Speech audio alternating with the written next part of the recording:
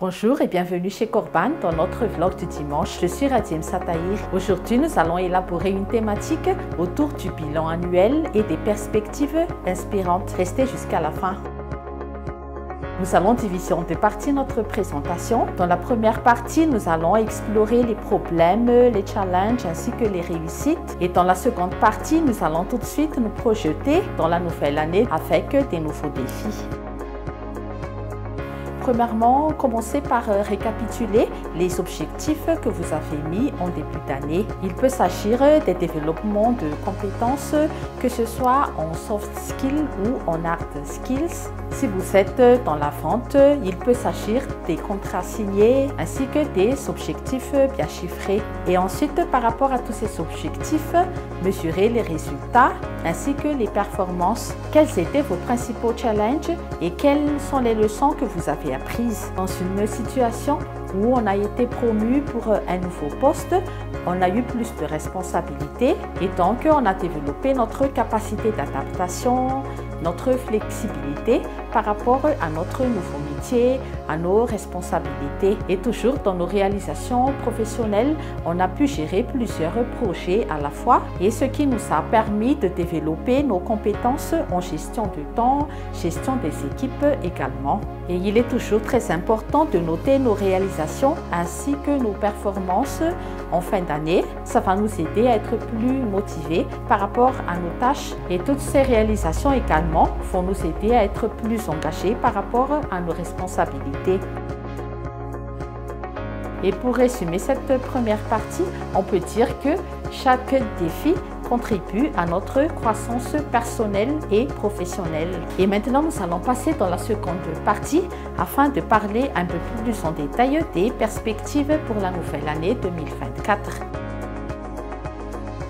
Voici les principaux objectifs qu'on pourrait mettre en place pour la nouvelle année à venir. Élargir les compétences et toujours se former. Et au vu de nos contraintes professionnelles, il faut toujours élargir nos réseaux. Et pour ce faire, afin de bien réussir les challenges, mettez en place des objectifs bien smart, spécifiques, mesurables, que vous pouvez bien atteindre et mesurer également dans le temps. Et il faut aussi que ce soit des objectifs bien réalistes. Et il est à noter que les objectifs professionnels sont toujours primordiaux. Toutefois, il faut toujours veiller à bien équilibrer notre vie professionnelle et personnelle. À part cela, soyez toujours ouverts aux nouvelles opportunités et apprenez également de vos échecs ou des petites erreurs.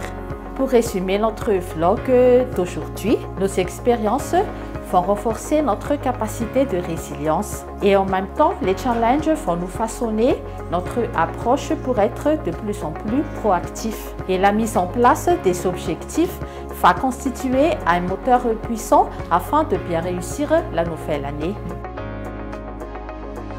Aujourd'hui, nous avons pu vous partager des conseils et astuces afin de bien analyser nos réussites, les problèmes, les challenges que nous avons rencontrés et de bien mettre en place des objectifs bien réalistes pour la nouvelle année. Si vous avez des questions, n'hésitez pas de nous les publier en commentaire. Merci de votre attention.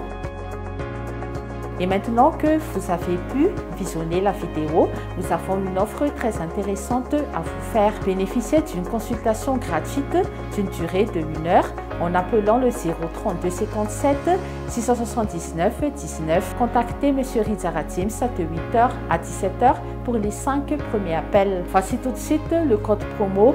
Code réussite. Passez les 5 premiers appels, vous pouvez toujours nous appeler pour des consultations d'une durée de 1 heure à un tarif de 200 milliards. Merci de votre confiance. Nous vous souhaitons une bonne suite de programmes et on se revoit sur une prochaine vidéo. À bientôt.